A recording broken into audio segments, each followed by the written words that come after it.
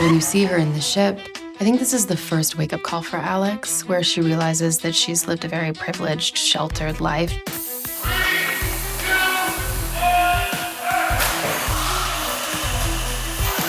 What makes it so convincing is just the motion that we can mimic a large rogue wave, and that's what we're trying to achieve here. So we're moving a point to point. We had less than 5 weeks to design and assemble the whole structure. I mean, it's remarkable. What sells it is the actual articles that are hanging. Something that you washed and dried. What we used for her. Okay, look at that. If you didn't know that things swayed back and forth, you wouldn't know that there's movement. In this shot, they want to see some water running across the floor. This is just something on the fly. When the full center tips down, it will just spill some water. It's terrifying, and it kicks the journey off in a very scary place. You've known me for a long time, Roy. This is about as far as I care to be pushed. Threatening the judge, Jake? Threats have a level of uncertainty that comes with them. Zane is basically my foreman, who suffered a beating at the hands of lawmen because his wife is of a different race, which for some reason has been outlawed. I don't make the laws of this land. I preside over the consequences of their violation. Whitfield has colluded with a judge to intimidate him into actually exercising the authority of the law in this case, because it's pretty much a law that's ignored.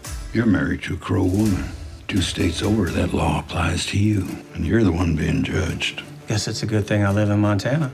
It's just one of the inequities that existed in that time, the really substantial inequities. It's interesting, even going back, 100 years. In real life, I'm married to someone of color, and so for me, it was really personal when I got that storyline and really dive into what that means. We're taking your family home. They've been released. You too. When we find him, he's having trouble walking. He's got these pains in his head. So it's going to be a little trickier getting him home since we can't throw him on horseback. They have anybody look you over? Doctor, surgeon, anybody? And no one looked me over.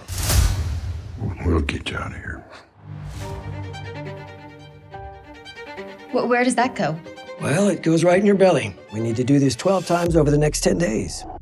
The scene where Elizabeth gets bit by a wolf and what happens after with the rabies shot and the doctor is the most pivotal scene for Elizabeth because it sets the tone for the rest of the season for her. Now, if you'll lift your dress, please. You're not putting that in my stomach. She is expected to act like a woman, but she's treated like a child. And this is a perfect example of that. I said no. Hold her. No, I said... He gives her no choice. There's no discussion. There's no time. It's just immediately she's held down and given this shot. And in that moment, she loses all sense of agency. She's completely and utterly violated in that moment. I think that just shows what her life has become on this ranch is do what you're told or die. This is too much. I love him, but this isn't living. This is surviving. She hasn't fully grasped what the reality of living in this way is. And to take the romance of it out, Cara fully embraces the challenges of living in Montana in 1923. Winter is always hard, and this one has been harder than most. But then the spring comes, and there is nothing so splendid as the mountains in the spring. We seek a murderer who we believe has fled to the Comanche Nation. Which one?